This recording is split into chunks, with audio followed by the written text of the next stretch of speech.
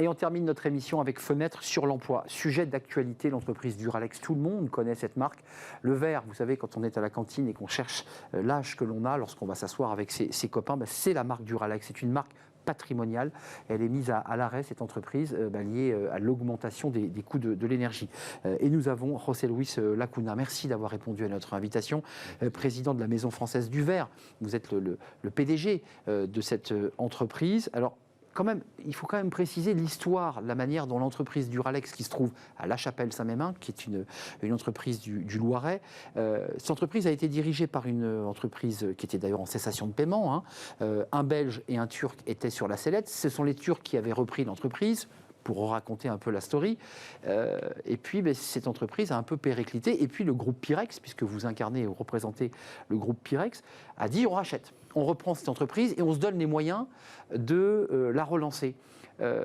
Est-ce que, et je voudrais vous faire entendre les propos qu'a tenus une invitée sur le plateau, et je sais que c'est la raison pour laquelle vous avez décidé de venir sur le plateau de Smart Job pour réagir.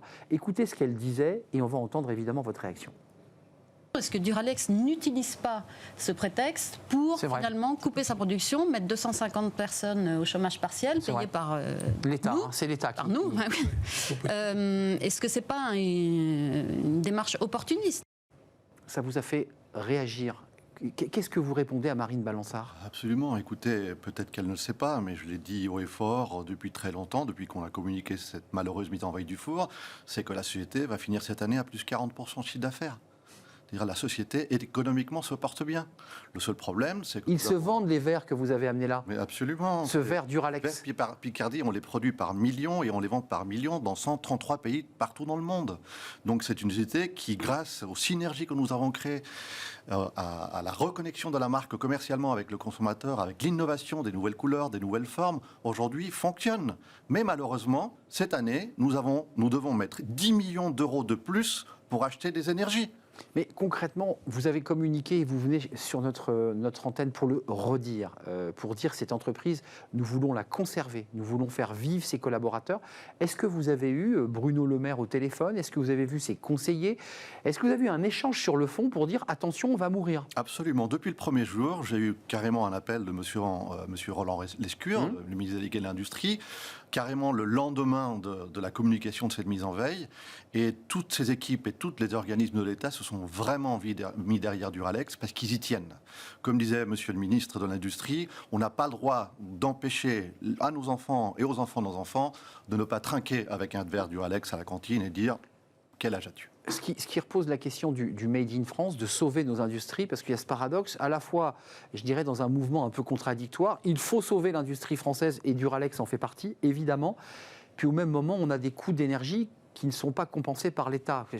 Vous avez évoqué ce sujet-là avec le ministre ou pas? Parce que c'est ça la question. C'est même lui qui m'a carrément demandé, est-ce que vous avez, vous, des initiatives pour pouvoir trouver des solutions? Alors moi, je lui ai dit, écoutez, moi, je sais produire du verre et je sais vendre du verre. Trouver des mécanismes pour contrôler la volatilité et l'inflation des énergies, c'est pas mon métier, je ne sais pas. Je sais qu'aujourd'hui, ils veulent faire des choses, qu'ils sont en train de faire des choses. Les choses se passent un petit peu mieux. Mais effectivement, quand vous avez un mégawattheure pour le mois de décembre et janvier qui dépasse les 1 000 euros pour cet hiver, c'est impossible de continuer à produire. Concrètement, 250 salariés en chômage partiel. Concrètement, le four est à l'arrêt, puisque j'ai lu, peut-être me trompais-je, peut-être parce que je suis un habitant du Loiret, qu'il ne faut pas l'arrêter, ce four. Parce que si on l'arrête, c'est fini, l'entreprise s'arrête. On peut pas arrêter un four. Vous avez à l'intérieur, il y a une espèce de lave qui est chauffée à 1500 degrés avec de l'électricité et du gaz, c'est de la silice qui est chauffée.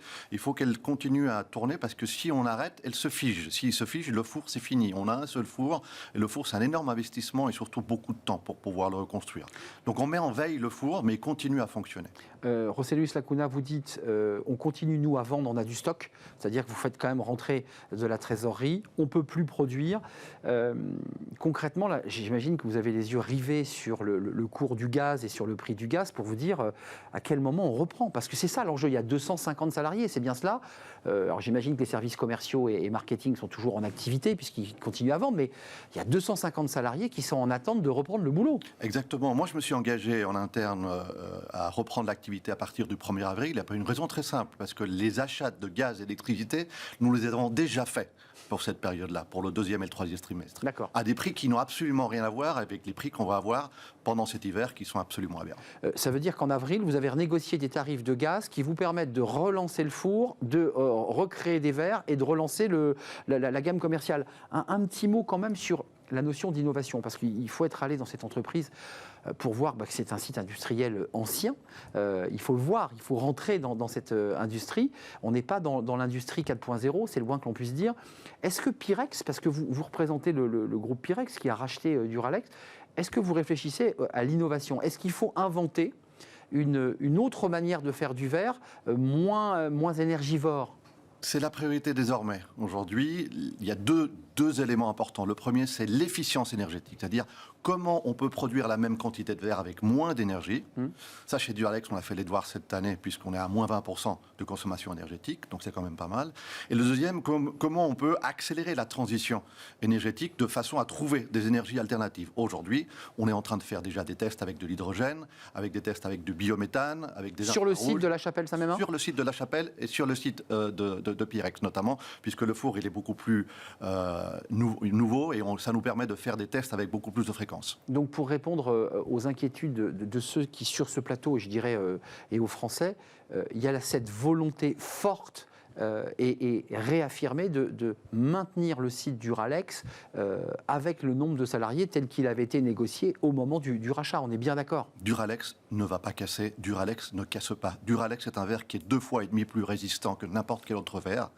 La société Duralex va continuer à exister malgré cette tourmente parfaite dans laquelle nous sommes. Les salariés devraient, et je leur souhaite évidemment, et à vous aussi évidemment, revenir et reprendre le travail en avril.